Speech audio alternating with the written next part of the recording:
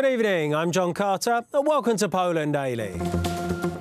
Today, the political summit of the Trójmorze initiative, bringing together 12 countries from Central and Eastern Europe, took place in Bucharest.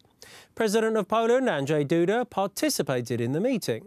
The Trójmorze project is a strategic political venture for Poland that aims to build strong economic ties between its participants and strengthen the energy security of the countries in the region. During the first day of the Trójmorze initiative, a letter of intent was signed to establish an investment fund, which is designed to give capital for the creation of border investments. A declaration on the construction and appointment of chambers of commerce was also signed.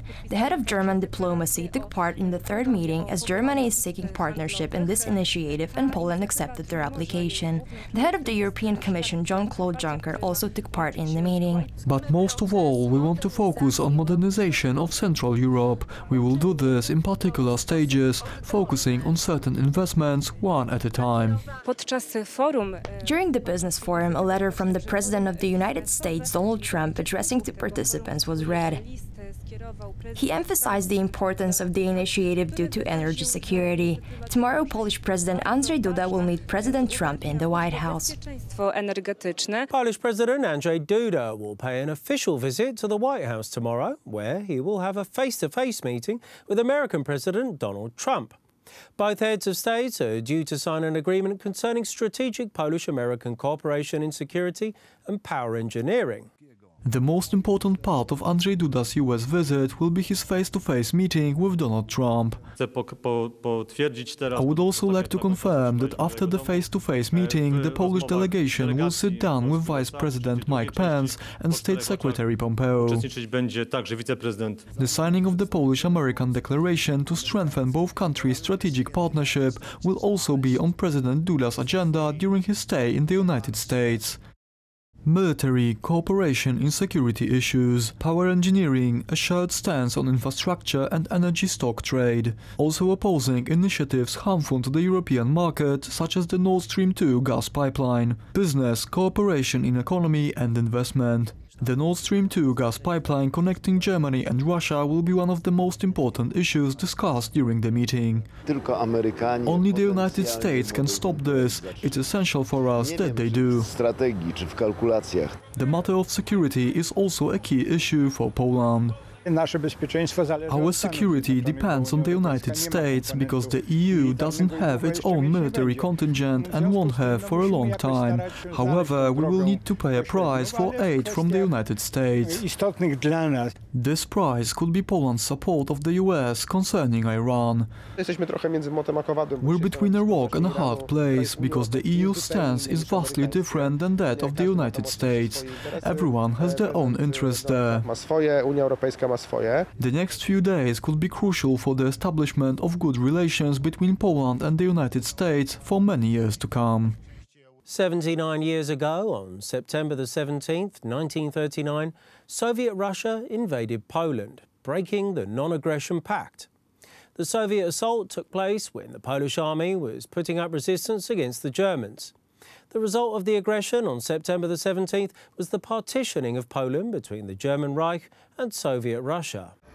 Wreaths were laid by President Andrzej Duda and Prime Minister Mateusz Morawiecki in front of the Warsaw Monument to the fallen and murdered in the East.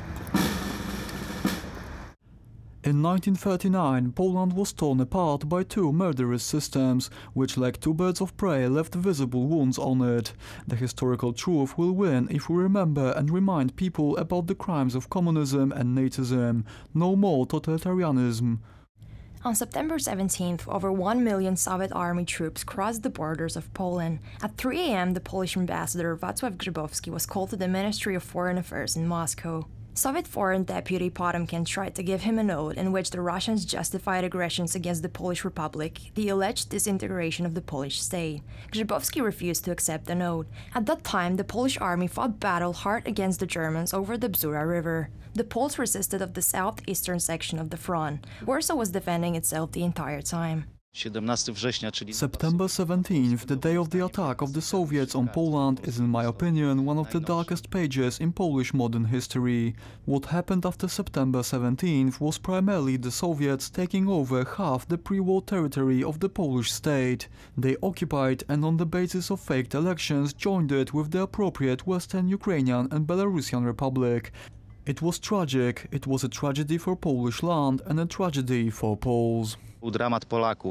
Nearly 250,000 Polish soldiers, including over 10,000 officers, were captured by the Soviets. A few months later, over 22,000 Polish officers and representatives of the elite of the Second Polish Republic were murdered by the Russians in Katyn, Kharkov, and Tver. The aggression of September 17, 1939 also resulted in deportations of about 1.5 million Poles from the eastern provinces to Siberia and Kazakhstan. Właśnie od tego 17 września skończyło się nam się życie dla Polaków na Kresach Wschodnich.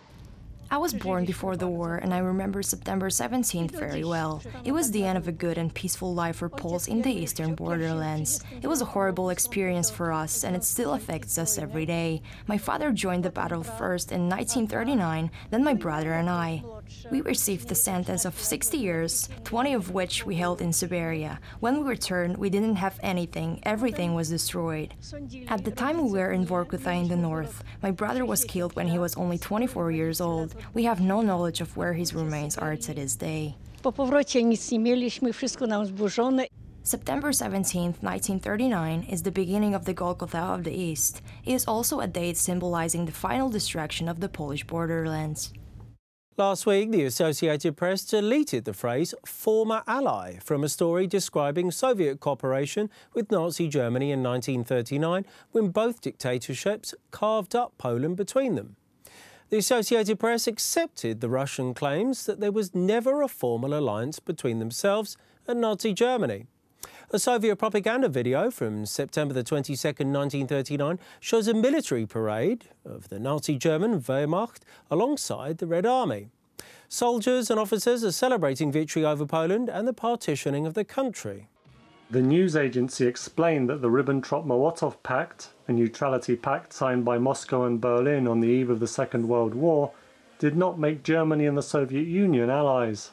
The agreement was a non-aggression pact that included the delineation of spheres of interest between the two countries in Eastern Europe. It paved the way for the German invasion of Poland that triggered the beginning of the war. It was violated less than 2 years later when Germany invaded the Soviet Union in June 1941. AP wrote, in 1939, despite sharp ideological differences, the two powers entered into a non-aggression pact that paved the way for them to carve up Poland and for the Soviet Union to take the Baltic states of Lithuania, Estonia and Latvia.